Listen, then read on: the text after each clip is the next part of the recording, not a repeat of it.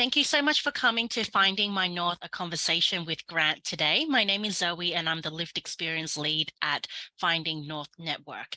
Before I begin, I'd like to acknowledge the traditional custodians of the country throughout Australia and their connections to the land, sea and community. We pay our respects to the Aboriginals and Torres Strait Islanders, elders past and present, and extend that respect to all Aboriginal and Torres Strait Islander people here today. I'd also like to recognise the individual and collective contributions of those with a lived and living experiences of mental health conditions and those who love, support and care for them. So thank you so much for being here today, Grant. I'm not going to do some crazy introductions because I need you to talk and tell me all of this. I've heard some of it before, but I can't, I'm just so excited to have you and get to chat to you again. Well, thanks for this opportunity, Zoe. It's a great way for me to bow out because, as you know, I'm heading in 7 days' time for retirement. So we're starting into the sunset. Oh. My life started in this field 15 years ago.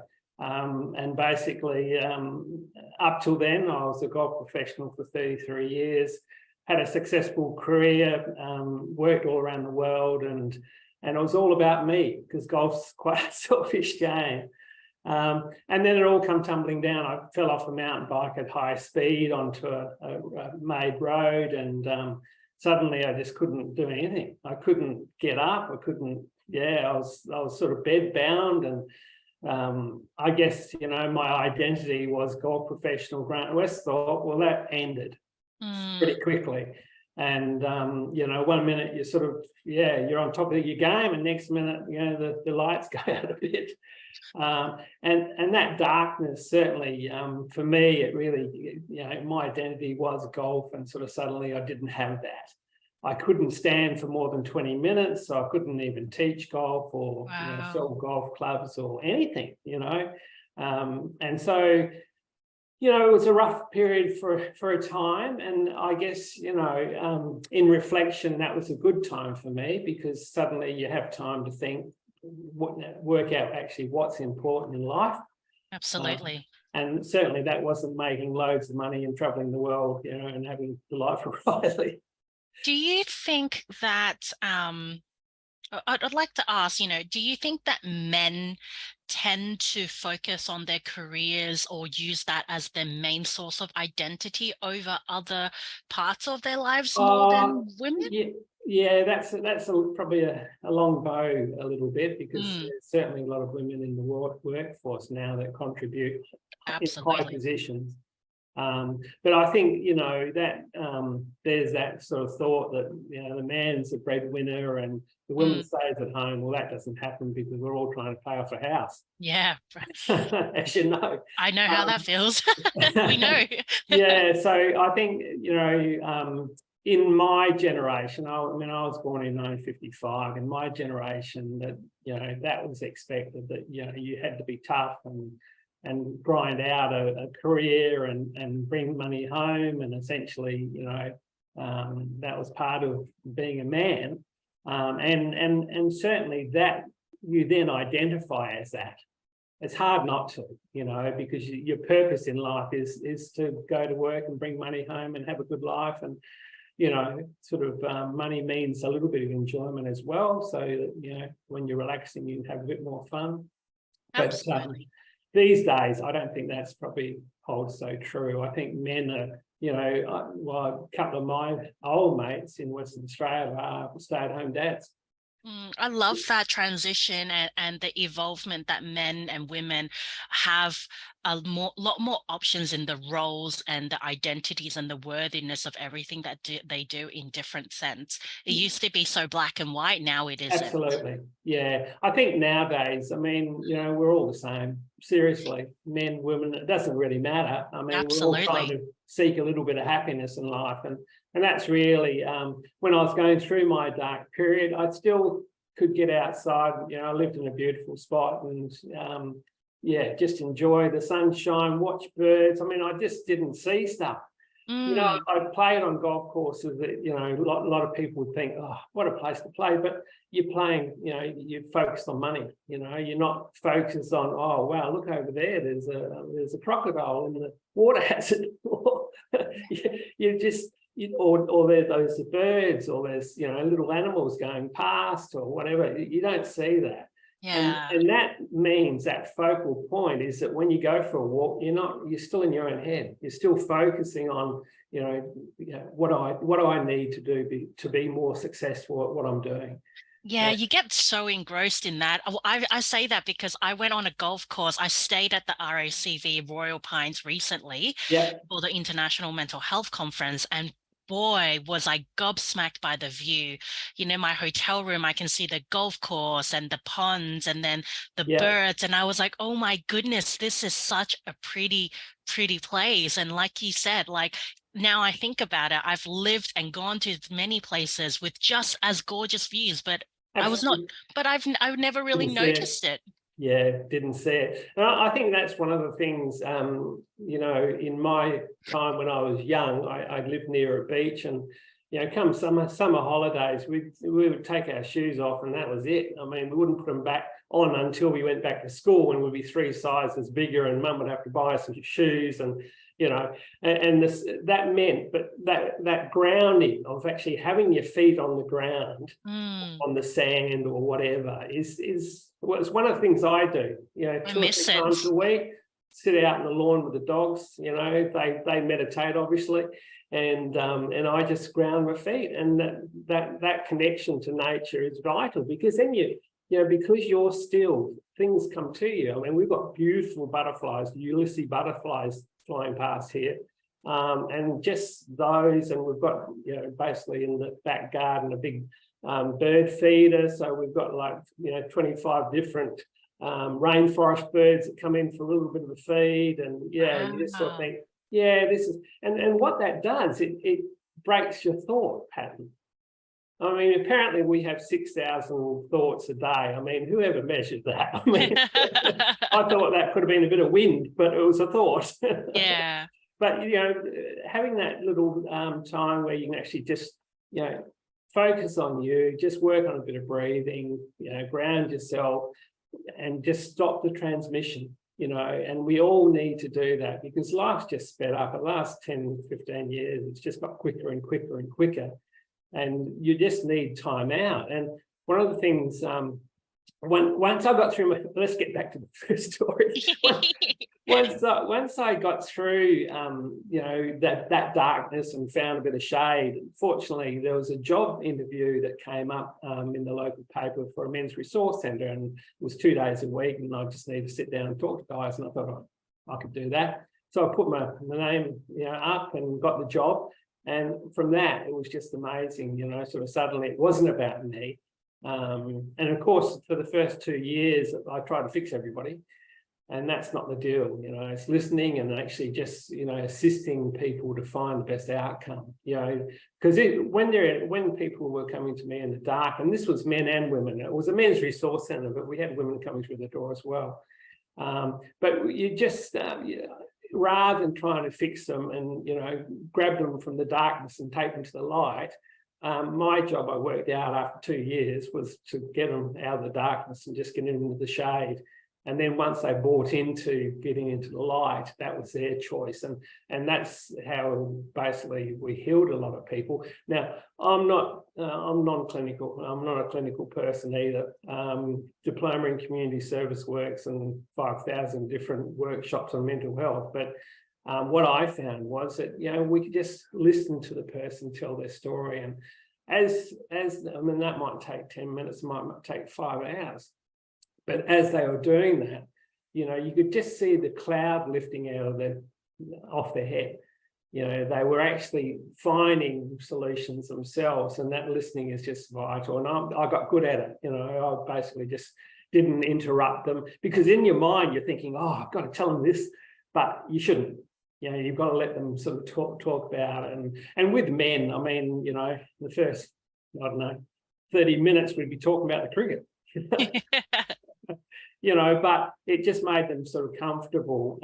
So that was my journey into the Men's Resource Centre, and within a couple of years I was a manager, and then it just became a passion. I just thought, oh, we've got to just see if we can make this better, because our jobs originally was just to make them, well, not make them, but assist them on a referral path so that they could heal themselves. Well, that wasn't working. I was seeing guys come in 6 months later and they'd say, I'd say, I know you, I know your name, I know your problem, what's going on? And it's the same issue.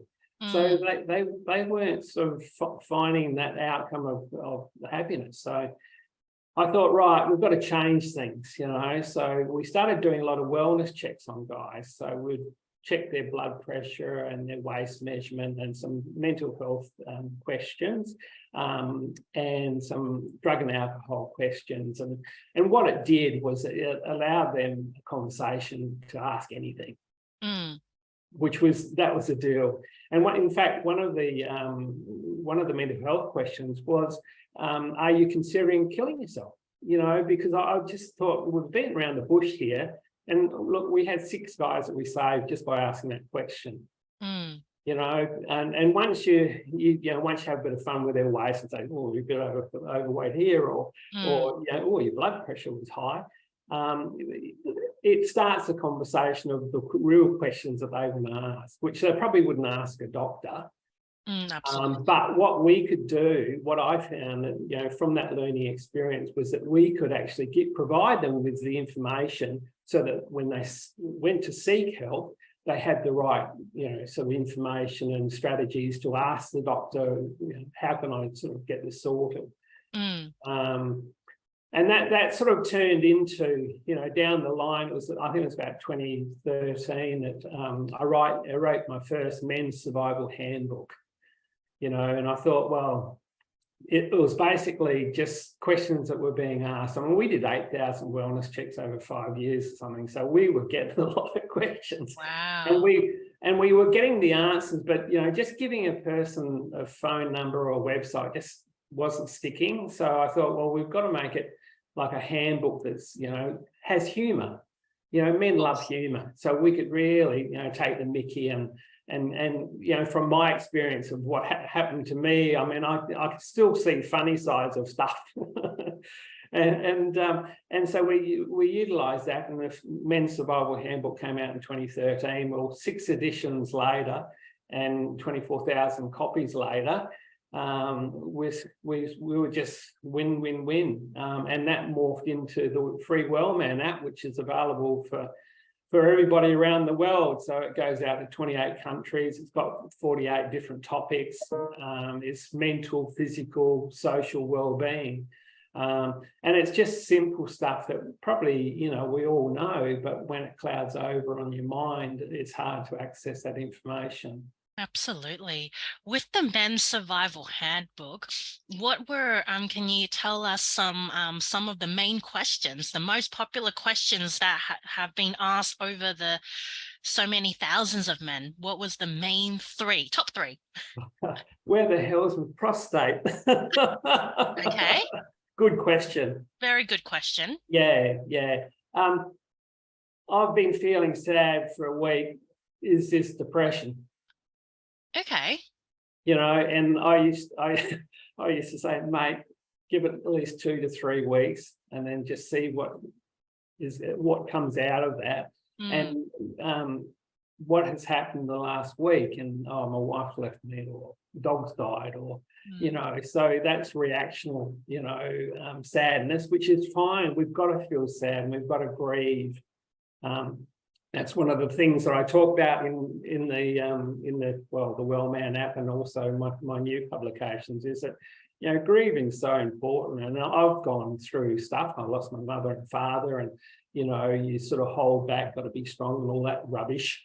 But you've got to have a good cry. I mean, you've got to. It's a part of life that men have to realise that these things affect you, and if you hold on to those emotions and be strong and tough, that'll just wear you down in the end, and that puts you into a deeper pool of darkness. So it's better to obviously identify it, think about the person or the situation, have a good cry, and then sort of, basically you find that then you might find that you might seek a little bit of assistance from a therapist or whatever as well to get through it, because telling your story is therapeutic, obviously. And just being aware of that. I had, to give you some examples. Oh, well, the third question, hold on, let's answer your question. So the third one was, it was a lot of relationship questions. Am I doing the right thing? What's this look like? How can I, be a better father for kids? And see, we were a little operation then, and we could do anything.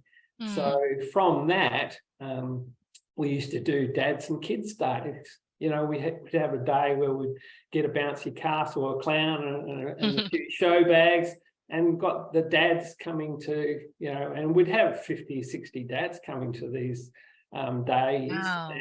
And we did, I think, last count, I think we did about 17 of them in all little country towns and all over the place. And that was strong, because as soon as the father got their phone out, we said, no, sorry, no phone.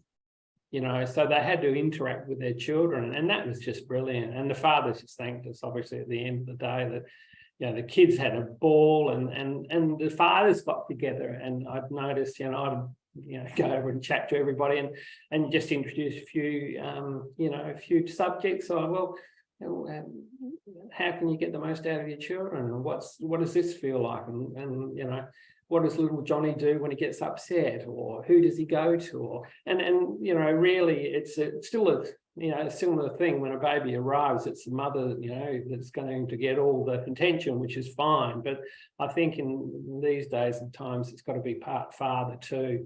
Absolutely. Because it's got to be, you've got a child. It's got to be a real shared opportunity to actually, make a really nice person.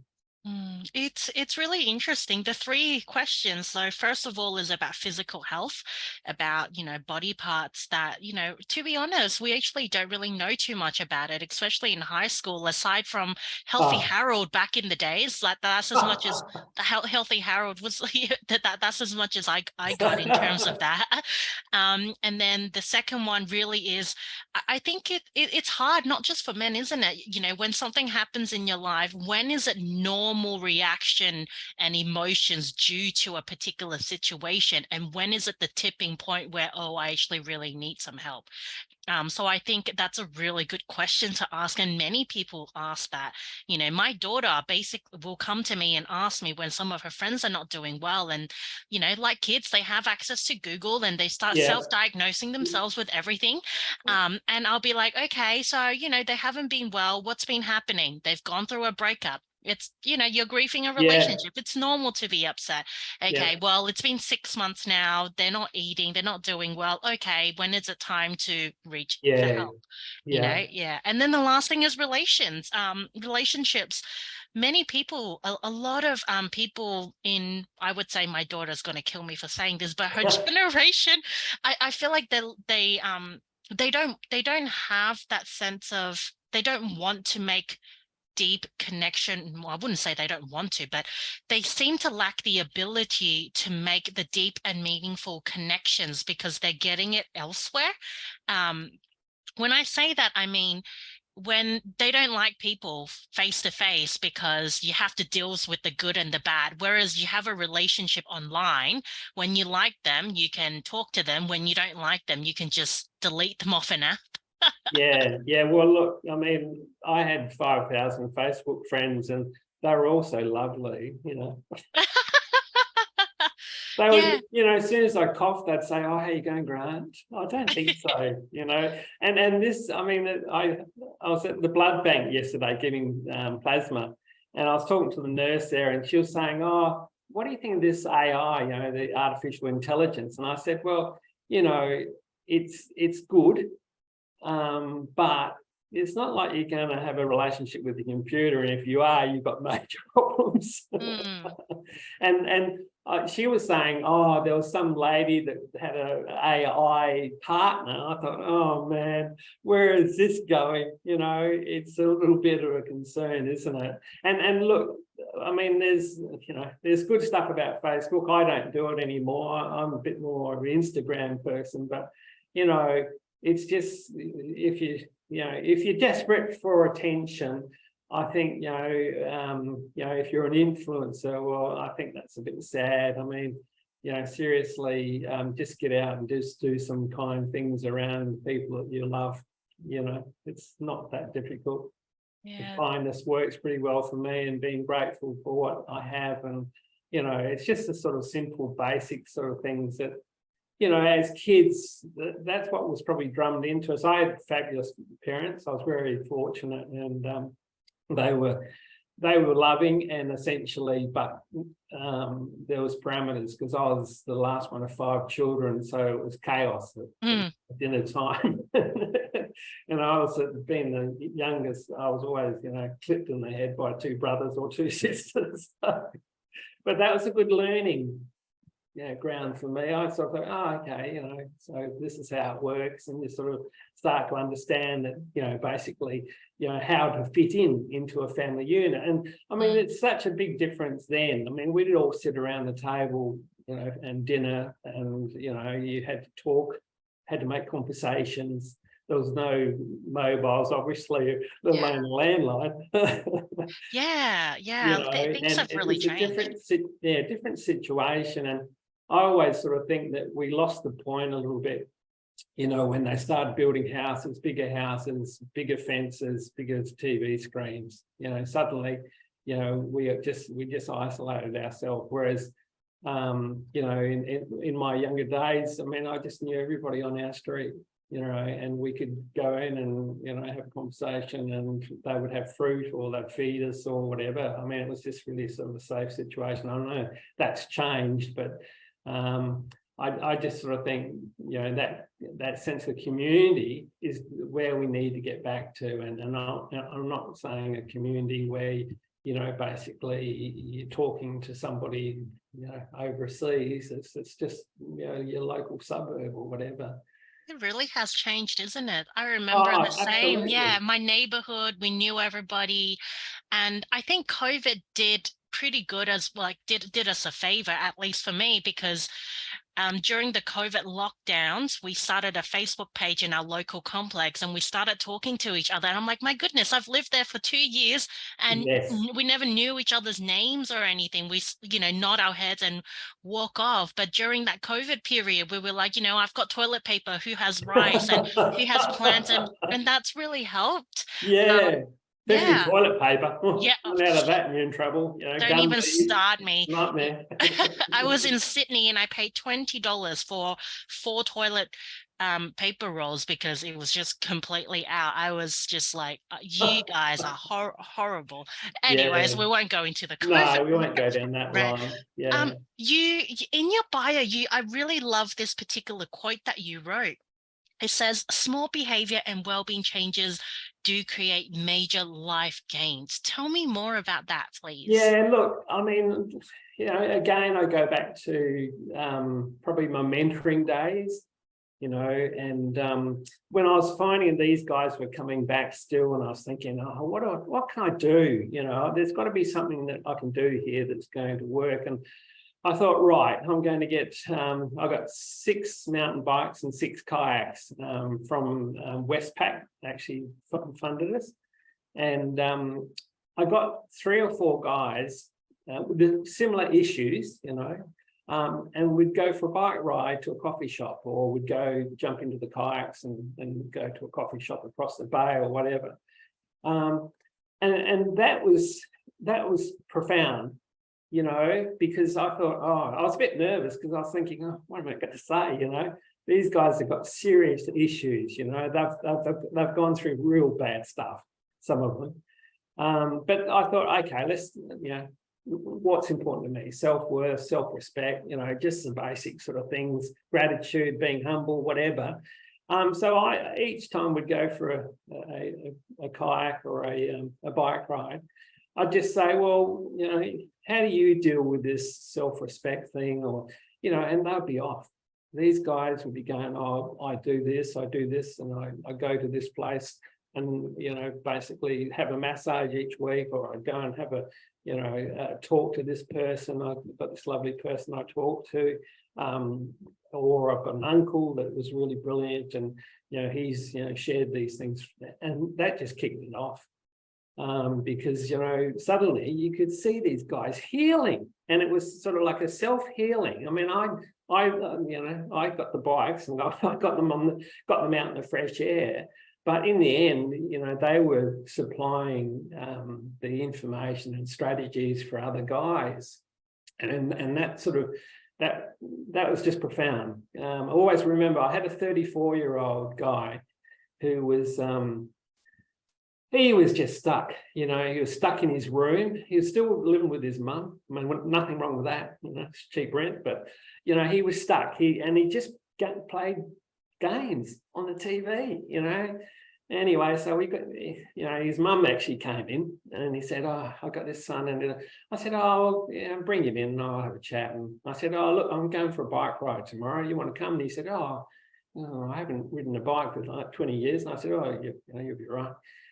Anyway, we're riding along and he's riding next to me, and he turns around and says, oh, isn't it great being out in the sunshine? I said, mate, yeah, that's amazing, isn't it? You won't believe it, this sun's here every day, you know.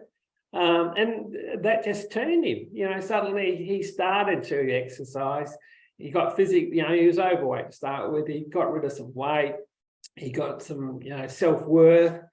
I said, well, you know, what are you going to do? And he said, oh, I don't know, I'm here.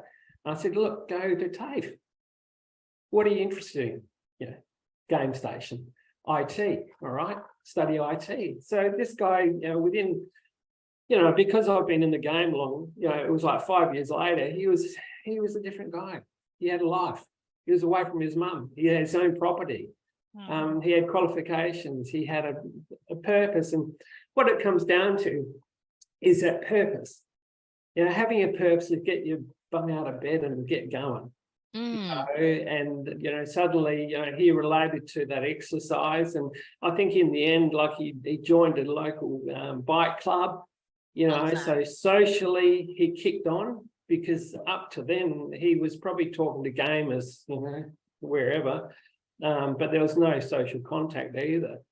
And so little things like that, you sort of think, yeah, that's a really good plan. And I moved that in also to mentoring adolescent boys. I had a couple of mums come in with boys that were going off the tracks. And I thought, oh, okay, I'll take them for a bike ride, and really got them to feel the moment. Because with adolescent boys, you know, you have like a 40-second snap where you do something and you can end up in prison for it. Yeah. You know, and it's well known, it's documented that, you know, that's young boys. And I got these boys going, and we'd ride up a hill, and there was a mountain bike trail going down the hill, and there was all, you know, different ratings. You know, some were really easy, so I'd start them on the easy ones and then move them higher up the hill as we go through the 7-week program. But I was using the Men's Survival Handbook, so we'd just talk about something when we got up to the top of the hill. I mean, I used to love it, just like, right, you leave your home, telephone, your mobiles at home, so none of that. We're just going to sit up here for a second, and there was a couple of granite outcrops where the view was just stunning. And I said, right, so, you know, start off, let's just connect to the moment. You know, what does that feel like? Shut your eyes. You know, what can you smell? What can you hear? You know, so it's getting that basic in the moment. I mean, everybody talks about it, but I think it's important to get your senses in the moment as well. You know, what are you thinking? You know, that was a classic. One time I said to this group who were nice kids, but rough, you know, they'd been on the rough side of life, but they were coming out of it. And I said, well, what are you thinking? Oh, I was thinking, that I'm going to smack that guy. And I said, no, what a waste of time. You know, why would you do that? You're just going to look silly. And, you know, and then the boy started giving feedback, and yeah, that'd be stupid, wouldn't it? Yeah. You know, so there was like a backup plan. And sort of suddenly, that grew into the 26 steps to manhood that, I've just published. And it's just basically little things that I use with the boys. But getting them just off the bikes, just sit down, and they're all moving around like this. But in the end, I'd say, okay, open your eyes, what do you see? Tell me what you see here. And they, oh yeah, look at the bird over there, or somebody had spotted a goanna, or there'd be stuff happening, and that just brought them into the moment, because especially with men, a lot of the time we'll be driving down a road and you've done a mile and you think, oh, where'd that go? Because your mind is the thoughts are kicking over, and that's where it's vital if you're working around heavy machinery. That's when accidents happen, and I work with a lot of miners, with the same sort of issues of, being in the moment. You've got to if something's happening in your relationship, well, you sort that after work, sort it during work, because you lose an arm or a leg or whatever. And with the kids, it was just so strong. I mean, the classic one was, I think was 24, the 24th step was dumb ways to die. and I said, you might laugh about this, but a lot of people have died this way because they haven't been in the moment. Their mind's somewhere else, or they're thinking about something else, or they're not on the job or whatever. And that mentoring was great. I mean, I think we did, me, myself and I did 370. That was the adolescent mentoring, and it was just amazing, and it got so that I was going into high schools, and it sort of started in the high schools as career mentoring, but then I'd take them out on the bikes and really, give them the life skills to survive life, because it is busy, it is, it's unusual to where we are at the moment, and you have to have skills to get along. And sometimes it just, I think people sometimes overcomplicate what actually works in life. And what I found is I'm someone that is so used to either living in the past or, focusing and being anxious about the future. And I've only started in the last 2 years and did some somatic coaching and learned to be present, like you said, is what am I smelling? What can I touch? What am I hearing? And being in the moment. And that really, really does help ground you. And, some people will say things like, oh, meditation is not for me. I can't sit still. And what I've started telling people recently, you don't have to do meditation. Just walk, like you said, with your bare feet and feel the ground, just feel what's going on around you. And that can be so powerful. And it has an immense impact on your life. And I say that as someone who lives inside their head my entire life. It's only the last year and a half, 2 years, where now I really actively take moments of the day just to go out for a walk, and I don't look at my phone. I don't have a music on, and actually just see the leaves, the different colors, what birds are around, the type of noises. It's subtle, I would say, but very, very helpful. Yeah, well, again, that's that breaking of the transmission, it's cutting the thoughts. Another one, I work with a couple of guys who had serious issues and had been abused when they were like 12, and these guys were like 68. So they've been hanging on to this trauma for so long. And, I used to sort of say to them, look, sometimes you've just got to look for assistance, seek assistance early, talk to somebody about it, recognize it, but also step out of it. This isn't you. This isn't, this is what's happened to you. It isn't you, deep in here. And we know that, I know that, you know that. And that just stepping out and just looking at, okay, what does this mean? Do I need to carry this forward with me? Absolutely. And no, you don't. No, you can leave. Yeah, that doesn't determine what you are, because you're an amazing guy. You've got, brought up two amazing children, and you've had a great job, but now's the time to sort of reflect on, okay, let's take you back there. How did you feel? Now let go of this. It's no longer yours. And I mean, again, it's non-clinical. I'm working from a non-clinical situation, but a lot of the times, I did get the phone call at the end of play. So you sort of, suddenly, one guy was, he was just fraught. He couldn't get into his doctor. Really couldn't get into the hospital. No mental health beds left. Had no friends around him. His car was repossessed. It was just, you just sort of think, yeah, I can see this, as being major. I mean, a few of the things that were triggers, for us on a daily basis, you'd think, well, that's not a big deal, but it was if it's added to all these other ingredients. Absolutely. And sort of I've cut down the ropes off the trees and stuff like that, where it was serious, but I've always, my personality is solution focused. There's got to be a way to get this, person into a comfortable position. And essentially with this guy, I just said, look, we had a conversation for 3 hours. I said, I'll take you to the hospital, but they're just going to discharge you. So what about, I'm just going to go and get you some food. Well, we went and got some food. So that was good, because he's buying into solution. I'll ring you at midnight. I'll come and get you. Had he started early, like 5 in the morning, something like that, I'll come and pick you up. So I'll make the effort. So you're comfortable with that. So I made sure there was no sharps and got rid of the rope and all the bits and pieces. But in the end, he just needed somebody to care about him. And he now, he's amazing. He volunteers and just does good stuff for everybody. And it was that crucial point that we get to at times. I mean, I was in that dark point, so I know what it feels like, and you can't make sense of anything when you're in that situation.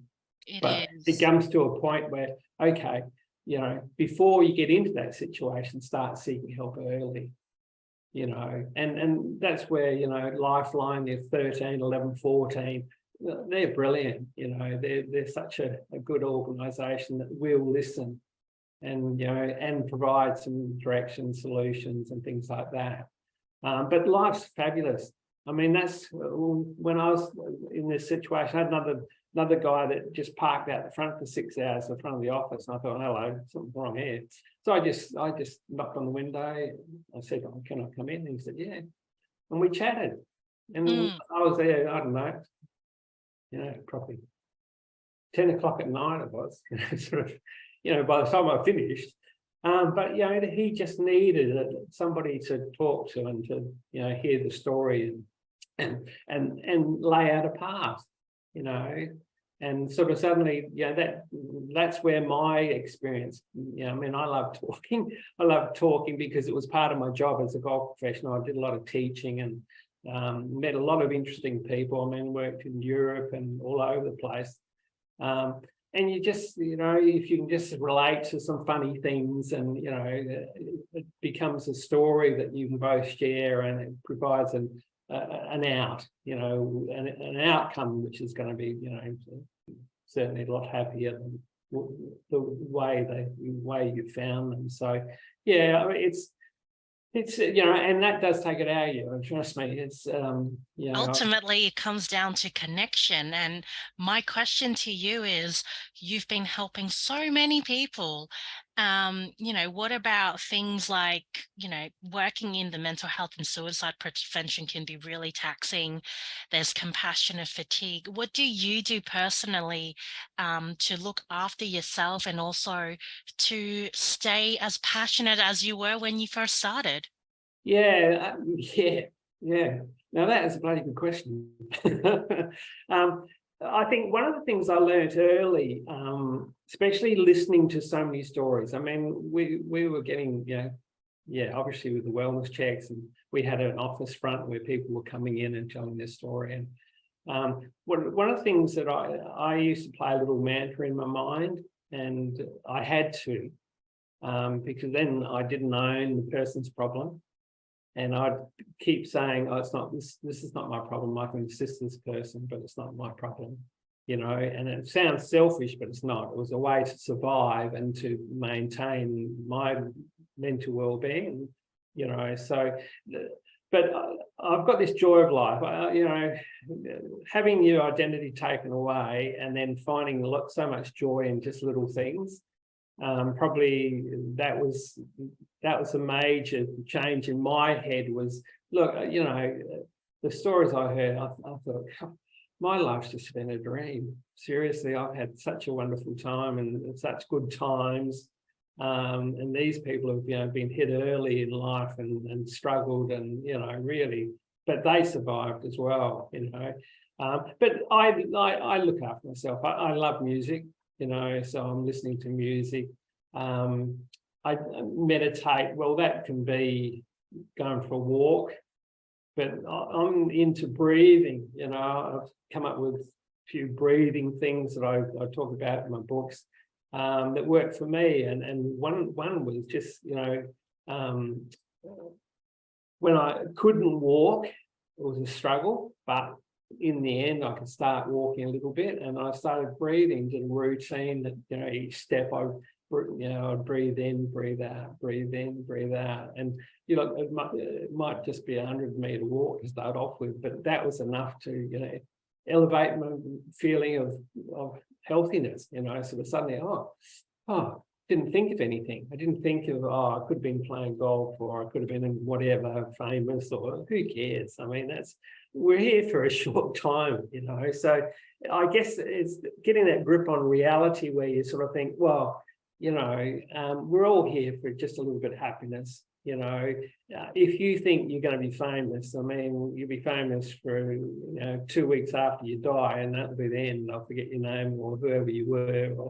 So you've got to be realistic and really just check in on reality. And man, I've got beautiful dogs. So, you know, I live up in Paradise now, in Far North Queensland, and, you know, everywhere you look is green, which is the most relaxing colour. Weather is like, you know, today's a bit cooler, about 27, I think.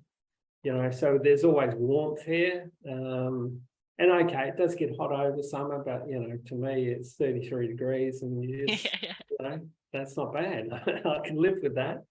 And you just change your routines, you know, whereas where I lived in Western Australia, a place called Albany, it was cold through winter. It was, you know, it was like when I worked in the UK, you know, I always sort of think, oh, people are so bloody grey and depressed, and, you know, but it was the weather. It was just crap weather. It was the weather. Yeah, Definitely. yeah. You know, you can get one sunny day and everybody's got their shirt on. It's like 15 degrees, you know, you think, oh, God.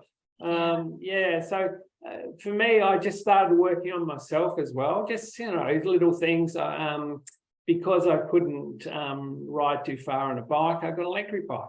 You know, so when I you know, started to just up the power a little bit, so you know, and that was really therapeutic for me. I used to go for a lot of bike rides by myself in the bush, you know, because I had a mountain bike, and you just stop and you look, you know, you think, oh, how beautiful is this? You know, the beautiful trees, the lights coming through, and or you know, here up in Far North Queensland, just the aroma of well-being, you know. I love that. You know, there's rainforests, and there's, you know, it's just a fabulous place to be, sort of thing. So I love that. Yeah, and I've been, you know, been really lucky this last few years. I've been working with Selectability, and they've been fabulous, you know, because I've had free rein to write my publications. So I've completed the 26 Steps to Manhood, which is now available on the website. I also did the Men's Life Promotion Survival Handbook. So that's, you know, I've seen all of those. yeah. And the last one, which I've just completed, is Retirement and Beyond. So I'll have to follow my own script here. But so, you know, if you're looking for some insight, if you just go onto wellman.org.au, all the publications are there, and just, you know, like I think about 5 years ago, I wrote 4 Seasons of Manhood, you know, that was a classic, you know. Seen that one. Yeah, and just stuff that I use to get where I'm at.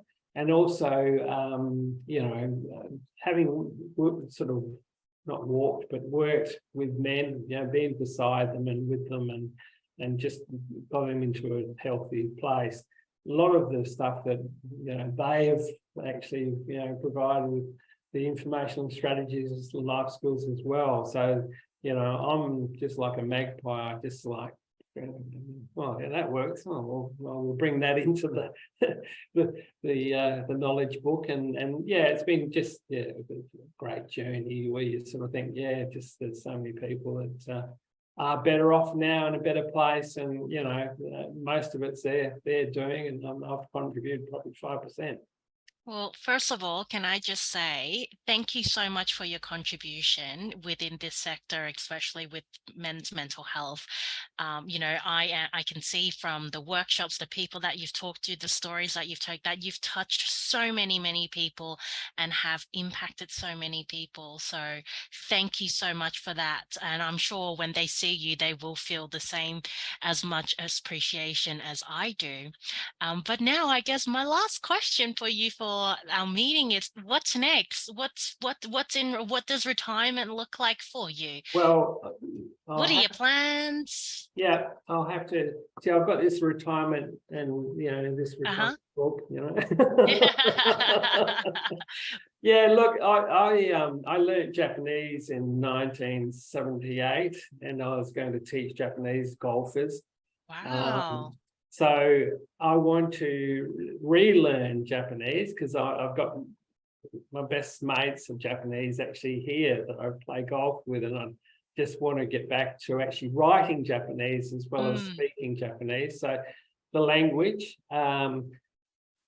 I like riding the bike. So, I mean, my days are full. I mean, I've got a garden here that, you know, I'm looking on a hedge that's 3 meters high, and I'm thinking, oh, I need to cut that again. So the gardening is, you know, and up here, you wouldn't believe how quickly the grass grows. I mean, you know, like you'd cut it one day and I think, oh, that looks nice. And then 2 days later, you know, we've had a bit of sunshine, a bit of rain, and it's like this deep. You know, so I love gardening, and it's a great place to be around plants. And up here, they thrive, like, you know, the flowers and stuff like that. And we've got we have a lot of plants that bring in the Ulysses butterflies, and you know, so they're around, and yeah, it's just so I've got certainly gardening. Socially, yeah, golf. I play golf early in the morning with a couple of mates. So socially, we do go out and have a breakfast after that. What about cooking? I heard that I can see that you like cooking. I love cooking. I only learned. It was funny. I was in a situation where you know, I was really busy in my younger days, from probably 25 to 42, and then I found cooking.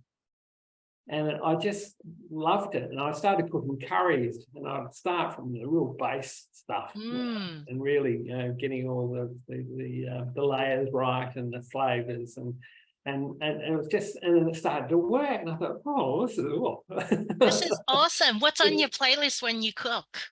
I do a lot of curries. Top of the list would be spaghetti bolognese. I love doing spaghetti bolognese. Spag bol is a classic. Oh, I mean, up here, I mean, we don't really need warming food, but I tell you, at the moment we're in winter, which, you know, it drops down to a low of 20 at night. It's quite cold, you know.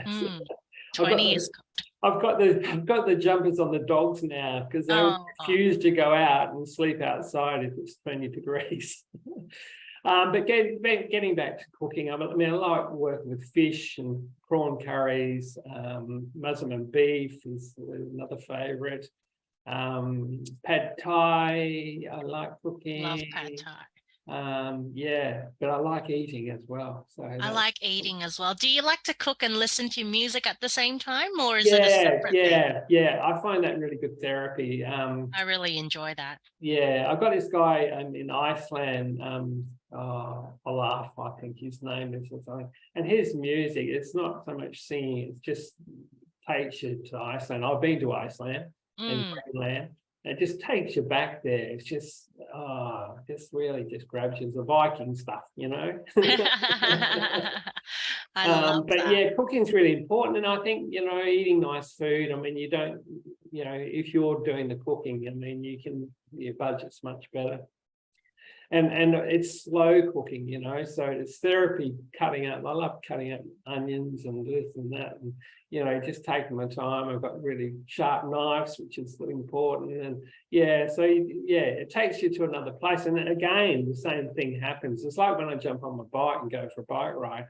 Your mind just calms down, and the little things that have been bugging you, you can then step out and reflect, oh, that's not a big deal. Who's going to worry about that in 10 years' time? Nobody. Mhm.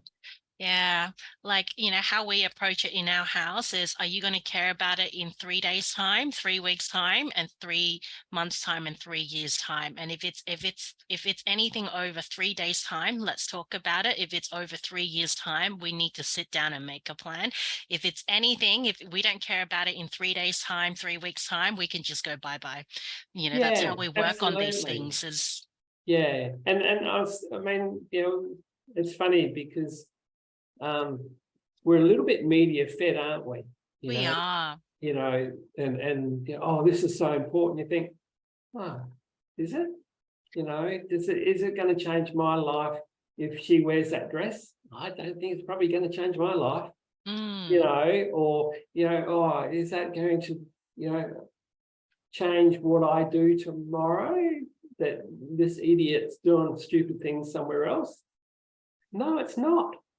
And I'm a great believer in, I mean, I watch the news, but I can turn it off as quickly as anything too. So it's good to be informed but I find, especially working with retired guys, they I mean, they'd flick it on at 6 o'clock and still be watching the news at 10.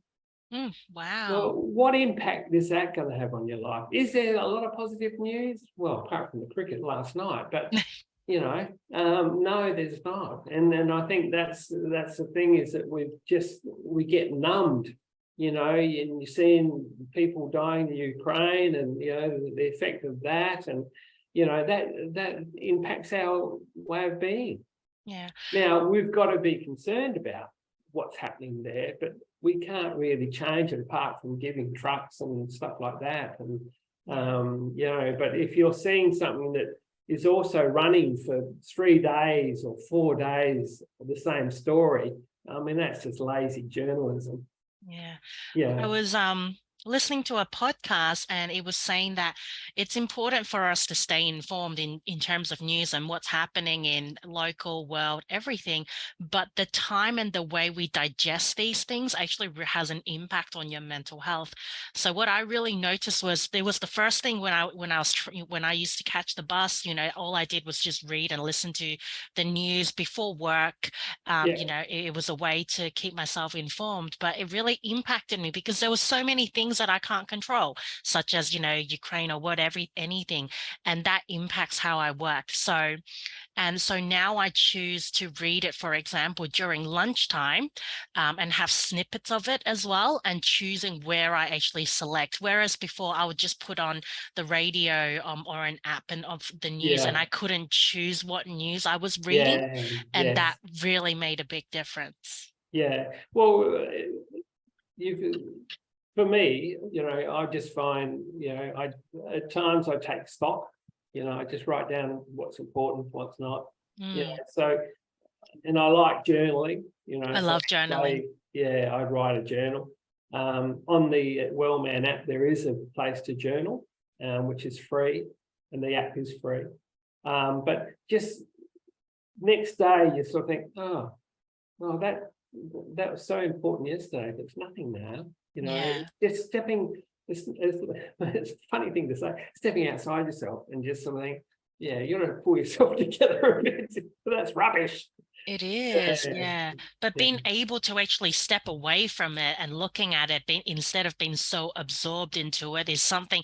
That's why I journal all the time. It's because I'm someone that gets into my head and I'm just in my head and I can't get out. So journaling really helps me get out. Reflecting on it sometimes is good. Sometimes it's not good and I choose to, and I burn those pages. For example, yeah, it's very negative stuff. I just needed to get it out of my head and I just throw it in the bin. yeah. Way to go. Yeah, yeah. We've got to let go of stuff, and I think phones have changed our Everything. reality. It You know, has. the first thing, what do you do in the morning? Flick the phone on.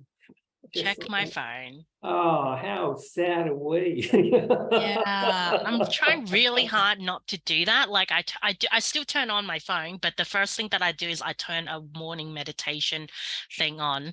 Yeah, Whereas before, the first thing I would do is go social media and scroll, yeah, or the other thing is go to check my work email. So it's like, oh my goodness, like it's so easy. So, putting those boundaries on for yourself with technology is so important. And I found has made a big difference to my personal life because that was just it's just so easy, it's so yeah, easy. yeah. Well, you're hooked in because you sort of think, oh, I might miss something. Oh, I don't think so. I Yeah, try to one day a week just turn the phone off. that's a good Totally. idea. Yeah, and I'll tell you what, I was getting quite anxious about that. Yeah, I And do then that I with thought, my daughter. oh, do I need it? And then, yeah, I'd go and talk to the dogs. It was much more fun. It was easier, they understand what I'm talking about. Absolutely, Especially if absolutely. it's around their dinner time. They sort of think, yeah, that's really important that We we can talk have a to Dad full now. conversation. Yeah, absolutely. Well, Grant, thank you so much. And I feel so honored and privileged to have you on before your retirement. It's wonderful having you on. What I'll do when I post this video online is I'll also post the links to the Wellman app and the website for everyone who will see this. Beautiful. And so, yeah, thank you so much for your time. It's been great having a chat with you, and thanks for the opportunity. And happy retirement. Yeah, it sounds like an end game, doesn't it? But it's not, is it? No, it's the start of a new game. A new game. That's what I look forward to. That's Love that. Well, I look forward to seeing your new game and seeing all the cooking and all the stuff. yeah. I'll get my own channel. I don't think so. Thank you. Great chatting, Zoe.